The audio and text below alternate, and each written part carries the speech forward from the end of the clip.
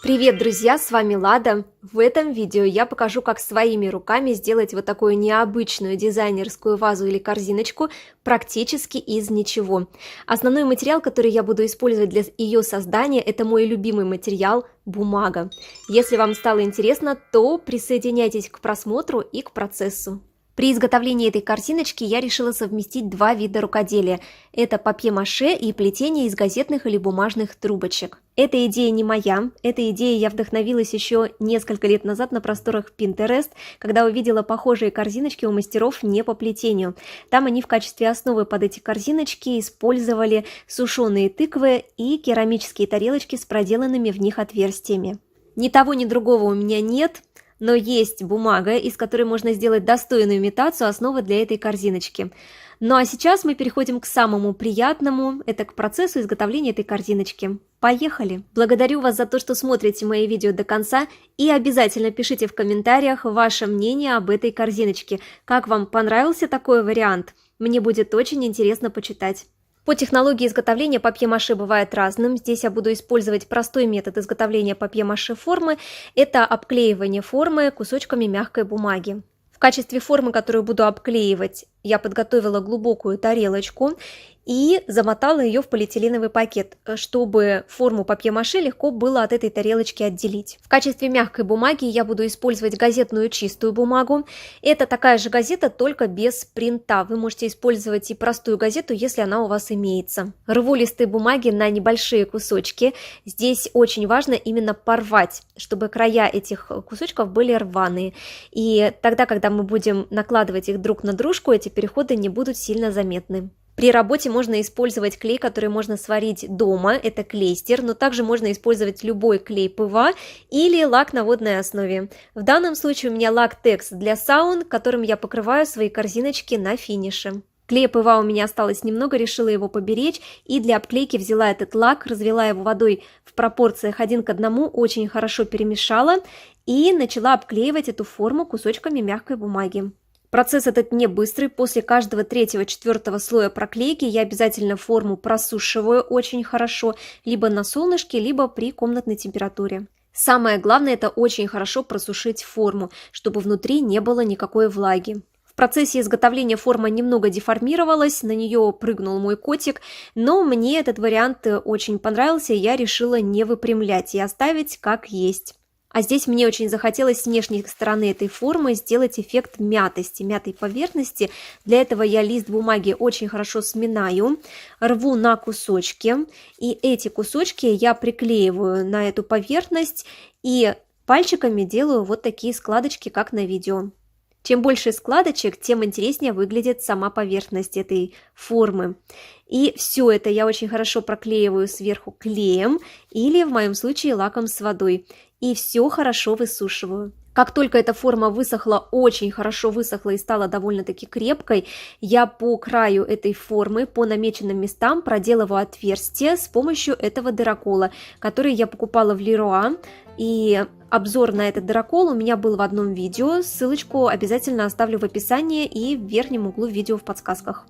Для некоторого интереса я эти дырочки сделала на разных уровнях.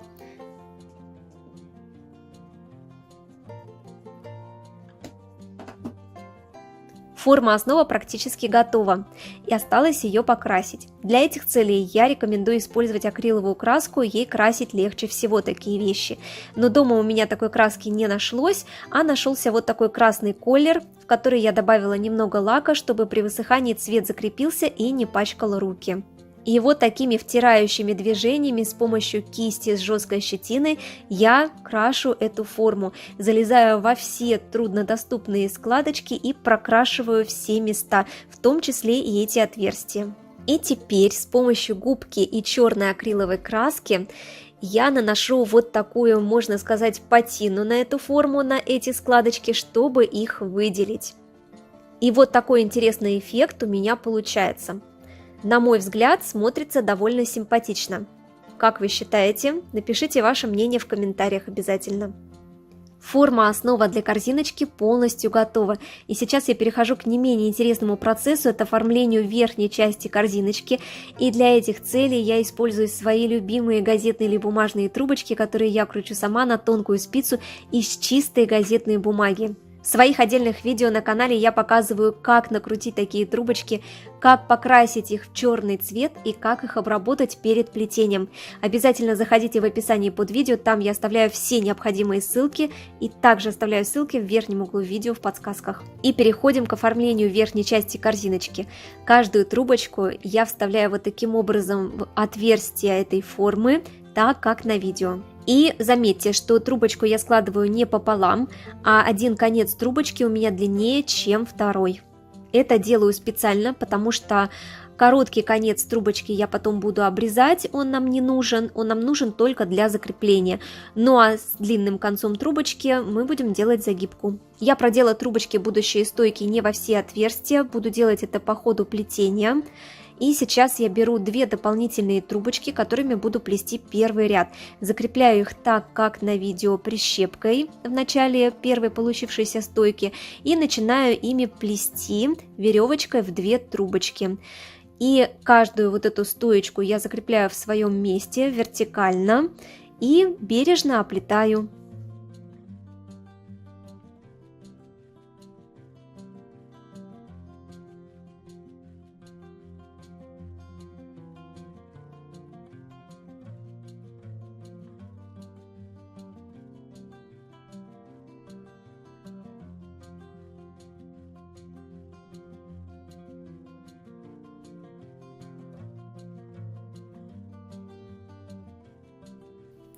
И здесь в этом кадре я показываю, как наращиваю эти бумажные или газетные трубочки.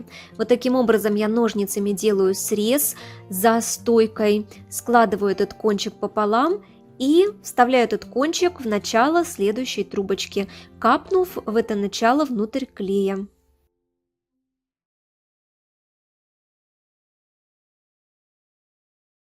Я дошла до начала плетения ряда. Здесь у меня 2 конца, которые я фиксировала прищепкой, прищепку убрала. И эти кончики сейчас буду прятать в следующий ряд. Делаю я это так. Один кончик, предыдущий кончик, я вот таким образом складываю. И он у меня встает рядом со стойкой. Рядом с оплетаемой стойкой. Вот так будет выглядеть. То есть у нас здесь не двойная будет стойка, а тройная. Потом обрежем. А этот конец я прячу, то есть это у нас была первая стойка, я прячу в предыдущую стойку. Для этого я вставляю эту предыдущую стойку сюда.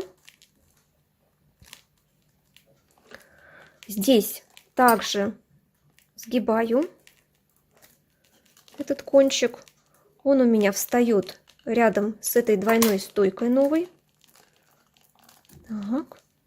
И я оплетаю вот этими 2 рабочими трубочками, как я плела раньше, то есть веревочкой в 2 трубочки. Переднюю за стоечку. Так. Это и обнимаем. И вот таким образом у нас эти кончики прячутся. И у нас начат новый ряд. Ну, конечно, все это дело нужно подтянуть хорошенечко. Все, кончики спрятаны. Концы подтянула. Вот так они спрятались у нас. И так у нас выглядит начало следующего ряда. Сейчас буду плести веревочкой, но не в 2 трубочки, а в 4. Для этого я вот эти рабочие трубочки немного меняю местами. То есть у меня была вот эта на эту трубочку, а я делаю под трубочку эту. Вот такой переход делаю. И подставляю новые 2 рабочие трубочки. Так, сюда. Конец этот потом спрячется.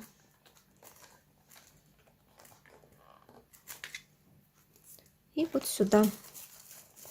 Также конец, он спрячется. Начинаем плести веревочкой в 4 трубочки.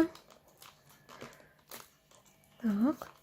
Я начинаю плетение каждой левой трубочкой. Здесь немножечко ее посвободнее делаю, чтобы потом можно было переход хороший сделать. Так.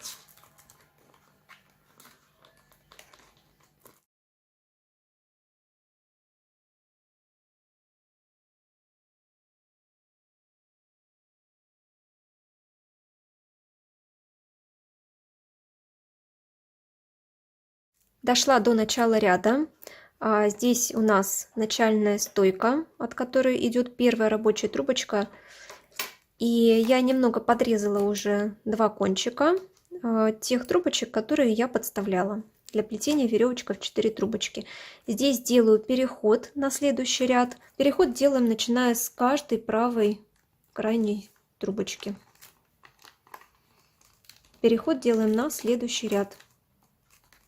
Вот эти концы, они уже внутрь плетения и спрячутся у нас автоматом.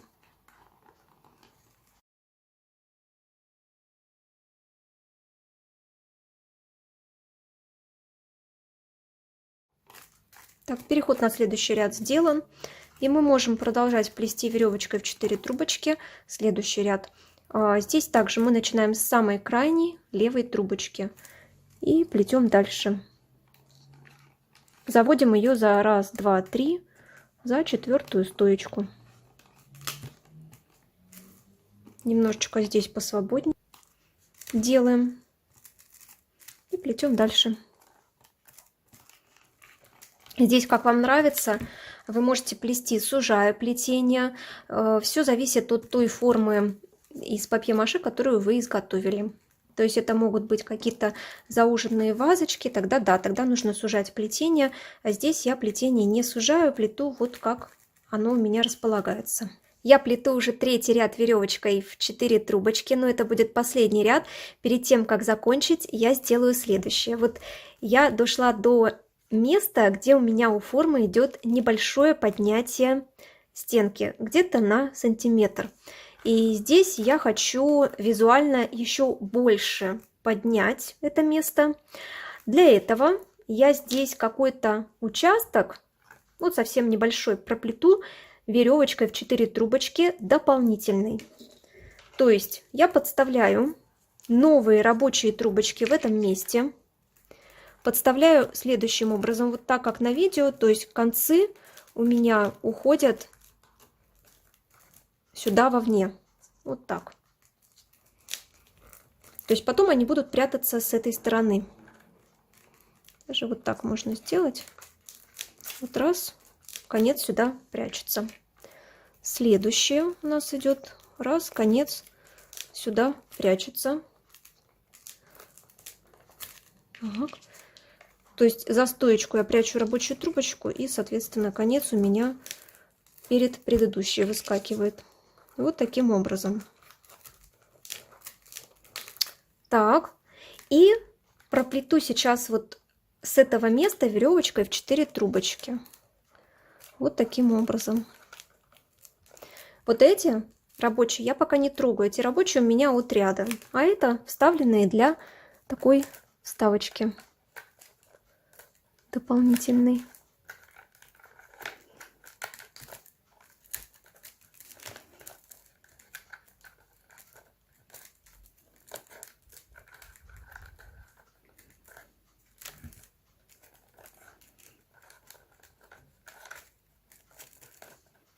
Концы этих трубочек у меня смотрят сейчас из-под низу, но мне их нужно переместить наверх, чтобы при плетении следующего ряда кончики у меня спрятались в плетеный ряд.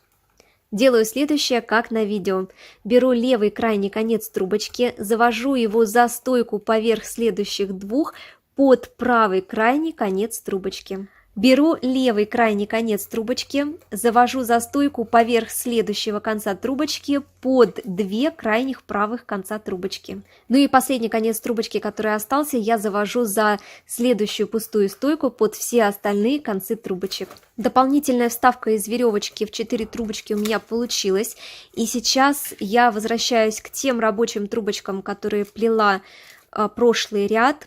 Я их никуда не обрезала, они у меня здесь, и я ими продолжаю плести веревочку в 4 трубочки, продолжаю плести ряд. Концы, которые у меня остались от вставки, я слегка подрезала, они у меня спрятались перед стойками на лицевой стороне, но при плетении веревочкой в 4 трубочки, при укладывании витков, эти концы прячутся внутрь, и их не видно ни с лицевой стороны будет, ни с изнаночной. Когда я дохожу до окончания плетения этой вставки, концы я слегка подрезаю, они у меня также располагаются перед стойками, но очень хорошо прячутся в новый плетеный ряд, и их не видно ни с изнаночной, ни с лицевой стороны. Заканчиваю плетение, высоты мне достаточно, и сейчас я заканчиваю плетеный ряд так же, как и делала переход на следующие ряды ранее. Я дохожу до стойки, от которой шла у меня первая рабочая трубочка, и каждую крайнюю правую трубочку я завожу через 3 за 4, но обрезаю ее перед 5 стойкой. И вот этот конец прячу вовнутрь, так как на видео. Все остальные концы я также завожу через каждые 3 стойки за 4, но прячу их перед 5 стойкой вовнутрь плетеного ряда.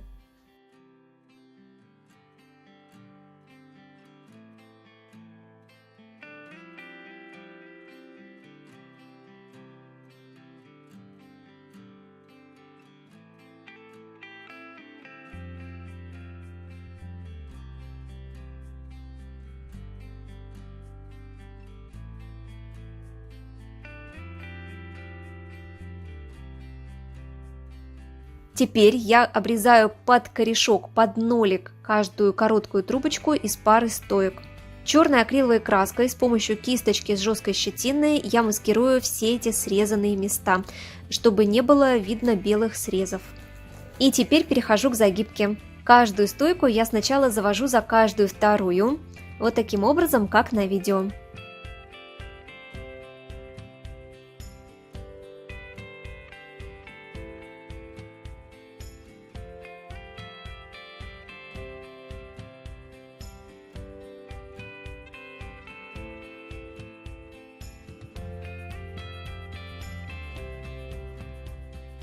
И следующий этап загибки, я каждый конец трубочки завожу через 3 следующих и прячу внутрь плетеного ряда, внутрь самих витков.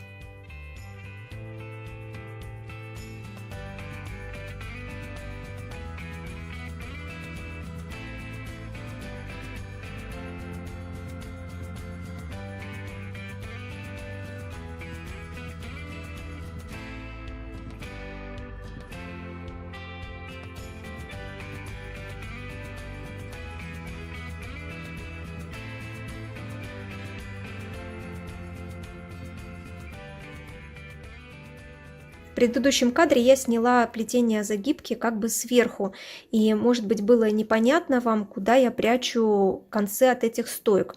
Обращу внимание, что концы от этих стоек я прячу не в то место, откуда исходят стойки, а непосредственно в сами плетеные ряды, дабы вот эта веревочка объемная, она позволяет это сделать. Но единственный здесь нюанс в том, чтобы эти концы не были видны с внешней стороны. Поэтому я делаю следующее. Я определяю, где у меня сгибается эта стоечка.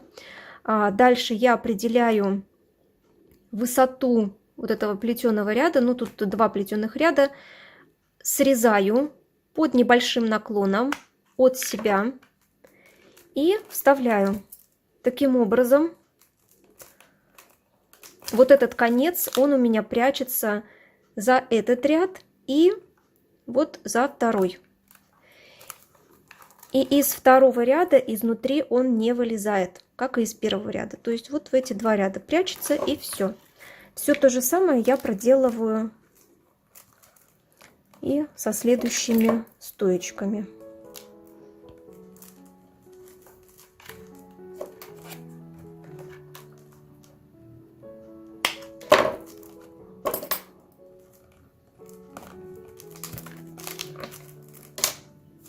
Вот такая загибка получается, как будто бы еще я делаю плетение одного ряда веревочкой в 4 трубочки. Ну, вот такое ощущение. После плетения саму корзиночку я покрываю лаком на водной основе, для того, чтобы впоследствии она не боялась ни влаги, ни сырости, ни механических повреждений. Если в процессе плетения на трубочках у вас образовались какие-либо трещинки, царапинки, то это можно легко исправить, замаскировав эти места той же самой черной акриловой краской с помощью маленькой кисточки. И вот такая оригинальная корзиночка получилась. Я принимаю то, что дизайн этой корзиночки не всем придется по вкусу. Все-таки любим мы более классические формы корзин, но тем не менее очень буду рада, если вам этот вариант корзиночки тоже понравится. Вообще мне очень понравилась эта идея смешения двух разных видов рукоделия в один. И, возможно, на канале я буду вас радовать новыми идеями. Обязательно напишите в комментариях, будет ли вам это интересно. А вообще мне очень понравилось это направление смешения двух разных видов рукоделия в один. У меня уже появились некоторые интересные идейки, и, возможно, я на канале буду вас радовать ими новыми видео в этом плане, в этом направлении. Обязательно напишите в комментариях, будет ли вам это интересно. И вот такая оригинальная корзиночка получилась. Мне очень понравился результат, но я принимаю то, что не всем эта корзиночка, возможно, придется по вкусу. Как сказал мой муж, да, она на любителя. Но тем не менее, буду очень рада, если кому-то такая корзиночка действительно понравится. Обязательно ставьте лайки за мои старания, подписывайтесь на канал, здесь вы найдете вдохновение. И жмите на колокольчик рядом, тогда вы будете в курсе выхода новых интересных проектов. Желаю вам легкого плетения, увидимся очень скоро в следующих видео и трансляциях. Пока-пока!